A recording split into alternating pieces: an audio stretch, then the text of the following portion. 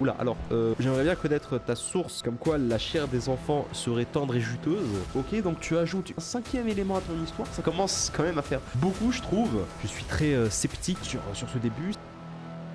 Bonjour à tous, on se retrouve aujourd'hui pour une nouvelle analyse d'Inkipit sur Vitanova. L'utilisatrice qui nous a envoyé son texte se considère comme une conteuse de rêves et d'histoires de 27 ans. Ce récit a commencé à exister il y a 3 ou 4 ans et a connu plusieurs réécritures avant qu'elle ne trouve la voie juste pour l'aborder. Ça arrive, le processus d'écriture met du temps, c'est tout à fait normal, vous allez passer par des phases assez compliquées, la recherche d'idées, le développement de votre idée, le développement de vos personnages, le développement de votre univers, surtout lorsque vous faites de la fantasy ou de la science-fiction. C'est un processus très long et qui demande du temps et de la réflexion. La version actuelle a un peu plus d'1 an et elle y travaille activement depuis. L'univers se développe, les relations se complexifient et les indices prennent progressivement leur sens. Bien qu'il soit encore perfectible, elle y met tout son cœur et toute son âme. On voit que tu es quelqu'un de très engagé et de très investi sur ce projet, ça fait plaisir. Une fois le point final posé, une phrase complète de correction et de réécriture est prévue. Bien sûr, c'est une phase essentielle, la réécriture et la relecture. D'ailleurs, c'est pour ça que cette vidéo existe, que cette chaîne YouTube existe, afin que l'on puisse analyser plus en profondeur tout ce que vous avez écrit et je pourrais vous aider à rectifier certains points de votre manuscrit. L'histoire compte aujourd'hui plus de 170 000 mots et représente environ 2/3 du récit. Très bien, tu as avancé. À terme, elle souhaite la diviser en 2 ou 3 tomes. Ok, tu envisages d'en faire une saga. C'est un travail assez titanesque qui demande beaucoup de temps. Va falloir que tu y consacres beaucoup d'énergie. Elle aimerait avoir notre avis sur le potentiel et notamment sur le rythme et la cohérence. Bien écoute, je suis là pour ça. Concernant les retours souhaités, ton narratif, progression dramatique, clarté des enjeux, cohérence de l'intrigue, personnages, évolution des personnages, crédibilité des motivations, profondeur psychologique, relations entre personnages. Pour l'écriture, le style, la voix narrative, les dialogues, fluidité, lisibilité, répétition et lourdeur, rythme, la longueur, l'équilibre entre action et introspection, l'intention, l'adéquation avec le public visé, le ton et le registre et le potentiel éditorial de ton roman. Ça fait beaucoup de points à aborder, mais on va faire ça le plus simplement possible. C'est un premier jet. Alors elle nous a annoté quelque chose. Elle est dyslexique et dysorthographique. C'est bien que tu l'aies notifié, ce qu'elle ne souhaite pas. L'orthographe n'est pas sa priorité pour le moment. Elle y accordera une attention toute particulière lors des phases de correction et de réécriture et elle fera peut-être même appel à un correcteur professionnel. Niveau de franchise attendue, honnêteté et constructif. Alors, à propos du projet, waouh waouh. Ok, tu nous as fait un mood board, c'est magnifique. Honnêtement, j'apprécie tout le travail que tu nous as fait. Comme d'habitude, le point le plus subjectif de la vidéo, la couverture du roman, les échos de son âme à la quête de souvenirs perdus. Oh, c'est assez intéressant, j'aime bien ce cadre doré, ça donne un côté un peu tableau. Concernant la mise en forme, la femme a l'air d'être, en tout cas l'héroïne, j'imagine, on est ici sur une romance, dark romance, avec un homme en arrière avec des yeux lumineux, un regard ténébreux, assez vicieux, voilà, des yeux jaunes, j'imagine qu'il est un peu manipulateur à première vue, et une fille qui semble innocente avec des cheveux blancs et une fleur, ça peut donner un symbole, voilà, les fleurs sont majoritairement des symboles. J'aime bien aussi la DA un peu grise et dorée, l'équilibre entre les couleurs vraiment très très beau, très très charmant. Mais comme je le dis à chaque fois, la couverture, ça va être l'œuvre de la maison d'édition. Titre: Les échos de son âme. Si je lis comme ça, à première vue, ça me fait penser au genre de la romance, déjà de 1, parce qu'il y a une question de l'âme, c'est ça. Donc l'intérieur, les émotions. Sous-titre: À la quête des souvenirs perdus. Ça m'évoque un peu une introspection, peut-être une quête d'identité aussi. Lisons le résumé. Camélia Lunarel, fille d'un respecté vicomte, semble maudite. Déjà 3 vies vécues, toutes tragiquement écourtées juste avant ses 25 ans. Ok, ça annonce la couleur, c'est-à-dire que elle se réincarne. Est-ce que durant ces 3 vies antérieures, elle était Camélia Lunarel, elle était toujours la fille du comte? Là, je comprends déjà le sous-titre aussi, quête des souvenirs perdus. Elle va tenter de retrouver les souvenirs de ces 3 vies d'antan. L'idée d'une malédiction, d'une fille maudite, c'est une justification pour créer une saga. Histoire qui tient en longueur sur voilà, toute une épopée autour justement de ses vies, d'en développer un peu plus. Hantée par des cauchemars où elle revit ses fins brutales, donc elle a conscience qu'elle a vécu toutes ces vies-là, Camélia lutte pour échapper à cette fatalité. Lorsqu'elle est contrainte d'organiser une chasse à court, son chemin croise celui du grand-duc Cassius Dominis, un homme au regard doré, aussi fascinant que dangereux, qui ébranlera ses certitudes. À mesure que leurs liens se tissent, Camélia découvre une réalité insoupçonnée. Un monde fragile peuplé de créatures mystérieuses et de forces ancestrales en lutte perpétuelle. Dans l'engrenage d'un complot royal, tiraillé entre amour naissant et les échos de souvenirs oubliés, Elle devra choisir affronter l'obscurité qui menace d'engloutir son monde ou y succomber. Ok, on est sur un personnage qui devra faire face à un dilemme. Il y a quand même beaucoup de choses ici. Honnêtement, l'idée d'un complot dans la royauté, dans la sphère de la cour, franchement, moi, ça m'attire. Maintenant, si tu t'embarques dans un gros projet, c'est-à-dire que tu devras aborder toute l'histoire du complot, il y aura beaucoup de personnages vicieux, mesquins, de manipulation, qu'elles soient amoureuses ou encore politiques. Tu auras toute une géopolitique à développer. Ensuite, tu nous parles d'une romance. Il va falloir que tu développes cette romance-là. Puis tu empruntes un troisième chemin, à savoir celui de la quête d'identité. Donc tu vois, ici tu as les 3 fondations de ton roman. Tout se base sur ces 3 sujets-là. Donc il va falloir que tu y accordes à chacun des 3 une narration équitable. Et ça, c'est assez compliqué. À mon avis, il serait mieux de se focaliser sur un point précis. Et justement, l'idée de ces 3 fondations-là, tu vas les développer lors des romans.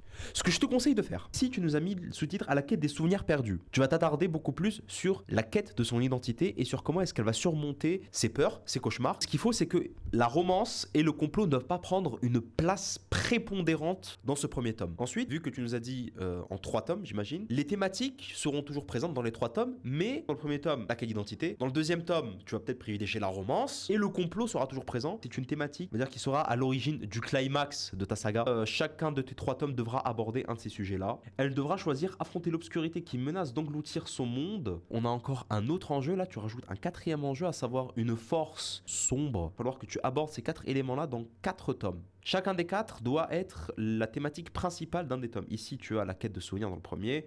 Dans le deuxième, tu peux mettre la romance. Dans le troisième, le complot royal. Et dans le 4e, le climax, avec toute la menace qui engloutit le monde. Et dans l'ombre, une vérité encore plus effrayante l'attend, une vérité que même son âme semble redouter. Ok, donc tu ajoutes un 5e élément à ton histoire, ça commence quand même à faire beaucoup, je trouve. Venez découvrir le royaume d'Ardambier, où ces êtres imaginaires qui peuplent les fables et les contes sont peut-être bien plus que de simples légendes et cachent parfois les plus belle des vérités. Ça ne sert à rien de nous dire venez découvrir, il faut donner envie à ton lecteur. Ne lui dis pas de venir, il faut que tu lui donnes envie de venir. C'est ça. Alors je vois que tu as pris le temps de nous envoyer un mood board. Tu as eu l'envie plutôt de nous partager l'aspect visuel de ton roman. Ce que l'on construit un univers notamment de fantasy ou encore de science-fiction, en tout cas un imaginaire.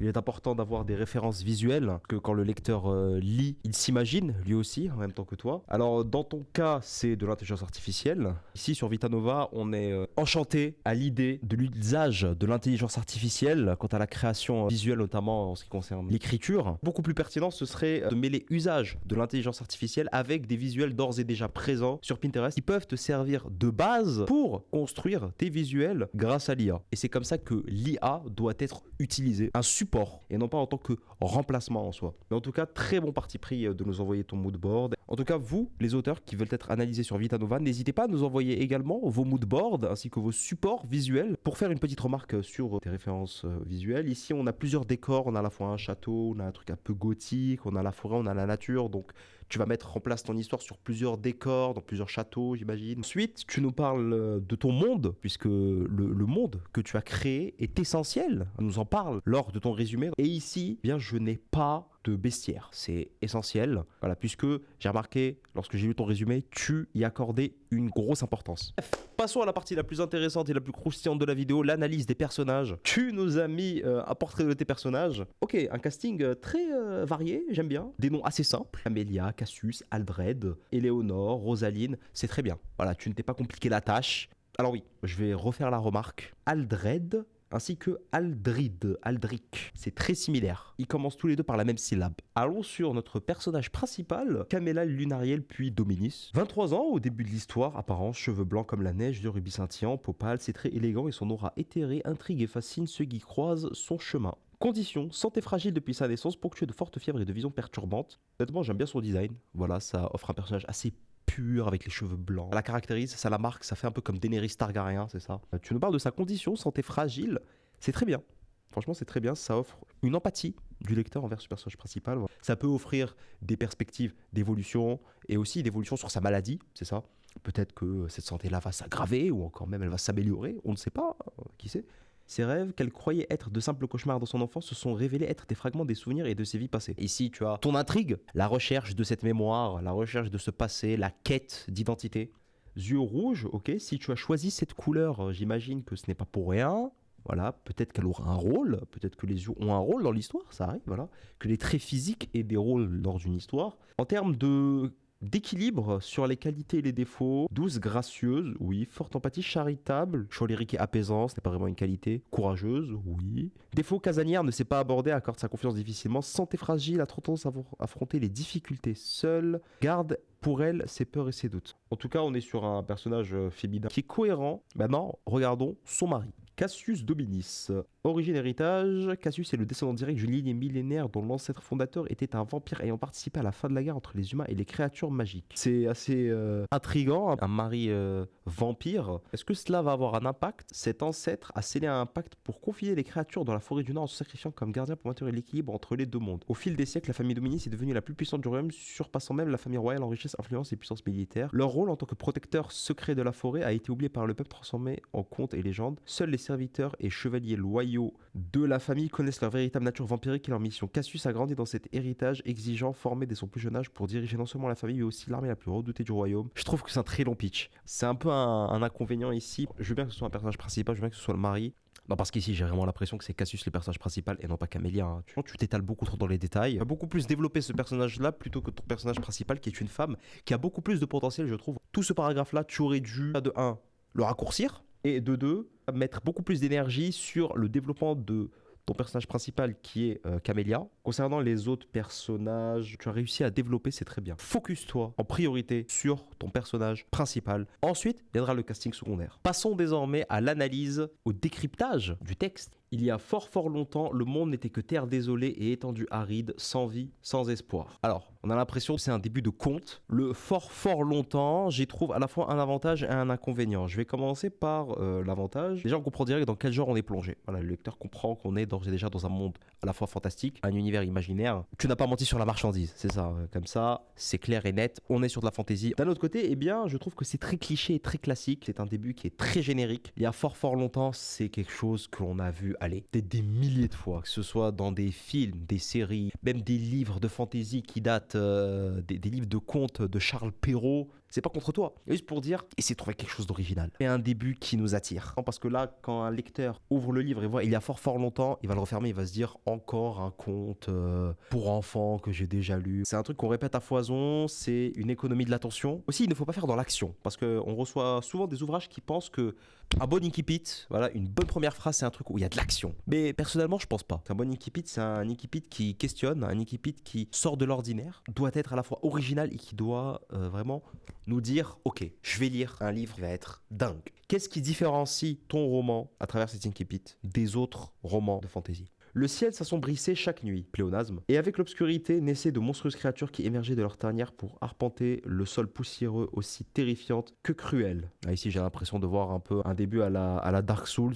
Leur seul objectif, la chasse, la loi du plus fort régnant sans partage sur ces vastes étendues. Les êtres les plus faibles ne survivaient pas bien longtemps. Mais un jour, Promésis, qui observait ce monde empli de violence depuis la nuit des temps, voulut y apporter un peu de gaieté et de douceur et donna naissance aux premiers hommes. Encore une fois, très générique. Ici, le nom de Promésis. Imagine que tu fais référence au mythe de Prométhée, ce personnage de la mythologie grecque qui a volé la flamme des dieux, voilà, et qui a attisé leur haine et leur colère, qui a été enchaîné au mont Caucase et qui se fait dévorer le foie tous les jours par l'aigle. Alors c'est très bien, vu qu'ici tu nous convoques une référence mythologique, tu t'inspires d'une mythologie d'ores et déjà existante pour fonder la tienne. C'est ce que la majorité des auteurs et des récits et des mythes en général font, une réadaptation des mythes classiques de la mythologie, qu'elle soit romaine, même mésopotamienne. Néanmoins, je trouve que ce début-là, c'est assez générique. Voilà, on ne sait pas qu'est-ce qui se passe. Alors certes, tu nous montres la fondation de ton monde, ça me rappelle un peu ce que Tolkien a fait avec le Silmarillion, un début qui, je trouve, ne convient pas à la littérature. Aujourd'hui,